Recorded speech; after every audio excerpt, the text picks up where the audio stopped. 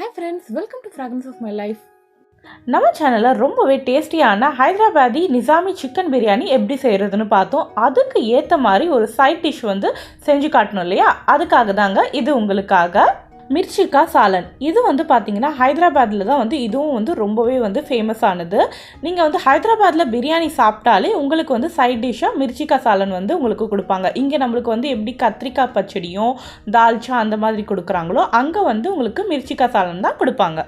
ரெசிபிக்குள்ளே போகிறதுக்கு முன்னாடி நம்ம சேனலை நீங்கள் இன்னும் சப்ஸ்கிரைப் பண்ணலன்னா சப்ஸ்கிரைப் பண்ணிவிடுங்க. அப்படியே பக்கத்தில் இருக்க பெல் பட்டனையும் வந்து தட்டி விட்டுட்டு ஆல்னு கொடுத்துட்டிங்கன்னா நான் எப்பப்போ வீடியோஸ் போடுறேனோ அப்பப்போலாம் எல்லா நோட்டிஃபிகேஷனும் உங்களுக்கு வரும். நீங்களும் மிஸ் பண்ணாமல் நம்ம வீடியோஸ் எல்லாத்தையும் வந்து பார்க்கலாம். வாங்க இப்போ மிர்ச்சிக்கா சாலன் எப்படி செய்கிறதுன்னு பார்ப்போம்.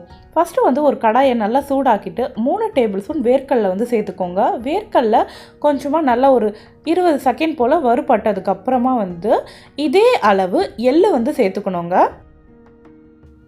3 டேபிள் ஸ்பூன் வேர்க்கடலை சேர்த்துருக்கோம், அதே அளவு 3 டேபிள் ஸ்பூன் எள்ளு வந்து சேர்த்துக்கலாம். நீங்கள் கருப்பு எள்ளு சேர்த்திங்கன்னா கலர் வந்து உங்களுக்கு வந்து கொஞ்சம் டார்க் ஆகிடும் குழம்புது, அதனால் வந்து வெள்ளை எள்ளே வந்து சேர்த்துக்கோங்க. எள் வந்து ஒரு 30 செகண்ட்ஸ் வந்து நல்லா வந்து ட்ரை ரோஸ்ட் பண்ணிவிட்டு அதுக்கப்புறமா 1 டீஸ்பூன் ஜீரகம், 1/4 டீஸ்பூன் வெந்தயம் வந்து சேர்த்துக்கோங்க.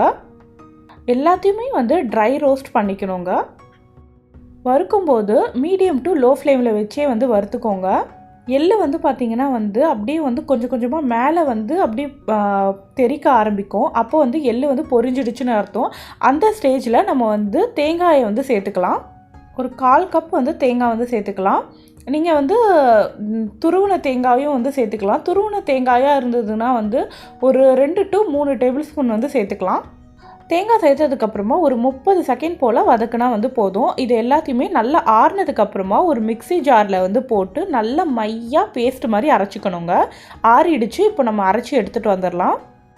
இந்த குழம்புல இதுதான் வந்து ஃபஸ்ட்டு ஸ்டெப்பு. இப்போ வந்து ரெண்டாவதாக நம்ம வந்து பஜ்ஜி மிளகாய் இருக்கும் இல்லையா, அந்த மிளகாயை வந்து எடுத்துக்கோங்க. இந்த மிளகாய் வந்து கிடைக்காதவங்க சில பேர் வந்து பார்த்திங்கன்னா பச்சை மிளகாயிலையும் வந்து செய்வாங்க, ஆனால் அது ரொம்பவே காரமாக இருக்கும். இந்த மிளகாயிலேயே வந்து பார்த்திங்கன்னா நம்ம உள்ளே இருக்க விதைகளெல்லாம் வந்து நீக்கிடணும். அப்போ தான் உங்களுக்கு வந்து காரம் வந்து கரெக்டாக இருக்கும், இல்லைனா ரொம்ப காரமாகிடுங்க, சாப்பிட முடியாது. ஆனால் ஆந்திராவில் வந்து பார்த்திங்கன்னா ரொம்ப காரமாக சாப்பிடுவாங்க. அதனால் சில ஹோட்டல்ஸில் வந்து பார்த்திங்கன்னா அப்படியே வந்து முழுசாகவே வந்து போட்டுருவாங்க. நம்ம வந்து விதைகளை வந்து நீக்கிடலாம், ஏன்னா வந்து நம்மளால் அவ்வளோ காரம் வந்து சாப்பிட முடியாது. இப்போ வந்து எல்லா விதைகளையும் நீக்கிட்டு ரெடி பண்ணி வச்சுருக்கேன். 4 மிளகா தான் வந்து எடுத்திருக்கேன் இன்றைக்கி. நீங்கள் வந்து கிரேவிக்கு வந்து எவ்வளோ வேணாலும் வந்து சேர்த்துக்கலாம். இப்போ வந்து ஒரு கடாயில் வந்து 3 டேபிள் ஸ்பூன் எண்ணெய் ஊற்றிருக்கேன். இந்த எண்ணெயில் வந்து இந்த மிளகாயை வந்து போட்டு நல்லா வந்து பொரித்து எடுத்துக்கணுங்க. கொஞ்சம் மேலே வந்து அப்படியே ஸ்கின் கலர் வந்து அதோட இந்த மிளகாயோட கலர் வந்து சேஞ்ச் ஆகிற வரைக்கும் நம்ம வந்து பொரிச்சுக்கலாம். மிளகாயோட மேலே கலர் மட்டும் வந்து சேஞ்ச் ஆகணும், ஆனால் வந்து உங்களுக்கு க்ரன்ச்சினஸ் வந்து அதே மாதிரி இருக்கணுங்க. அந்த மாதிரி வறுத்து எடுத்ததுக்கப்புறமா தனியாக எடுத்து வச்சுக்கோங்க. ஃபஸ்ட்டு அதே எண்ணெயில் நம்ம வந்து இப்போ குழம்பு செய்ய ஆரம்பிக்கலாம். அந்த எண்ணெயிலேயே கடுகு, 1 டீஸ்பூன் ஜீரகம், கருவேப்பிலை பொரிச்சதுக்கப்புறமா வெங்காயம் சேர்த்துக்கலாம். வெங்காயம் வந்து கம்மியாக தான் வந்து சேர்க்கணும், இல்லைனா உங்களுக்கு நார்மல் கிரேவி மாதிரி ஆகிடும். அதனால் வெங்காயம் வந்து ஒரு 1/2 வெங்காயம் வந்து சேர்த்துக்கோங்க. நல்ல பொடியாக நறுக்குனது வந்து சேர்த்துக்கோங்க. வெங்காயம் லைட்டாக வதங்கினதுக்கப்புறமா 1 டீஸ்பூன் இஞ்சி பூண்டு விழுது சேர்த்து நல்லா அந்த இஞ்சி பூண்டோட பச்சை வாசனை போகிற வரைக்கும் நல்லா வதக்கிக்கலாம். ஆல்ரெடி அந்த மிளகாயில் வந்து காரம் இருக்கும், ஸோ வந்து காரம் வந்து அளவோடு தான் வந்து போடணும். 1 டீஸ்பூன் மிளகாய்த்தூள், 1/2 டீஸ்பூன் மஞ்சள் தூள், ஜீரகத்தூள் 1/2 டீஸ்பூன், 1 டீஸ்பூன் மல்லித்தூள், 1/2 டீஸ்பூன் கரம் மசாலா, இது எல்லாத்தையுமே நல்லா சேர்த்துட்டு நல்லா வந்து கலந்து விட்டுக்கோங்க. மசாலாக்கள்லாம் சேர்த்ததுக்கப்புறமா ஒரு 1 நிமிஷம் போல் நல்லா வதங்கட்டும். அந்த மசாலாவோட பச்சை வாசனைலாம் வந்து போகிற வரைக்கும். எண்ணெய் நல்லா விட ஆரம்பிச்சிடுச்சு. இப்போ வந்து நம்ம வேர்க்கடலை எள்ளுலாம் வந்து சேர்த்து ஒரு பேஸ்ட் மாதிரி அரைச்சோம் இல்லையா, அதை வந்து இதில் வந்து கலந்துட்டு நல்லா வந்து மிக்ஸ் பண்ணி விட்டுக்கோங்க.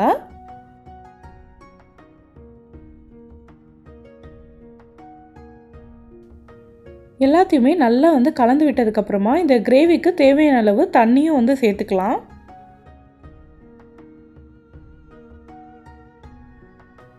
இது கூடவே இந்த குழம்புக்கு தேவையான அளவு உப்பும் சேர்த்துட்டு நல்லா கலந்து விட்டுக்கோங்க. இன்னொரு தடவை அரைச்சி விழுது சேர்த்ததுக்கப்புறமா ஒரு 2 நிமிஷம் இந்த குழம்பு கொதிக்கட்டும். அதுக்கப்புறமா நல்லா திக்காக வந்து கரைச்சி வச்சுருக்க புளி தண்ணியை வந்து சேர்த்துக்கலாம். 1 கப்பு புளி தண்ணி வந்து சேர்த்துக்கிட்டேங்க இதில். இது கூடவே ஒரு துண்டு வெல்லம் சேர்த்துக்கிறேன். வெல்லம் வந்து புளியோட வந்து சேர்க்கும்போது அந்த டேஸ்ட் வந்து நல்லா என்ஹான்ஸ் பண்ணி உங்களுக்கு காமிக்கும். ஒரு 5 நிமிஷம் இந்த வந்து குழம்பு வந்து நல்லா கொதிக்கட்டும். நல்லா கொதிச்சதுக்கு அப்புறமா இப்போ வந்து நம்ம வந்து ஆல்ரெடி ஃப்ரை பண்ணி வச்சுருக்கோம் இல்லையா மிளகாய், அதை வந்து சேர்த்துக்கலாம். மிளகாயை வந்து சேர்த்ததுக்கப்புறமா ஒரு 4 to 5 நிமிஷம் மூடி வச்சுருங்க.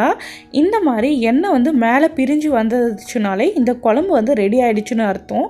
சூப்பராக இருக்கும். அப்படியே எடுத்து நீங்கள் சர்வ் பண்ணிட வேண்டியது தான். லாஸ்ட்டாக கொஞ்சம் கொத்தமல்லியை தூவிட்டு. இந்த மிர்ச்சிக்காய் சாலான் வந்து பார்த்தீங்கன்னா ஹைதராபாதி பிரியாணிக்கு ஒரு அட்டகாசமான சைட் டிஷ்ஷு. நான் ஹைதராபாதி பிரியாணிக்கு மட்டும் இல்லைங்க, இது வந்து நார்மல் ஒயிட் ரைஸுக்கும் வந்து நாங்கள் வந்து டெய்லி நம்ம ரொட்டீனில் வந்து நான் வந்து செஞ்சு சாப்பிடுவோம். ரொம்பவே நல்லாயிருக்கும். சப்பாத்தியோடவும் நீங்கள் சாப்பிட்லாங்க.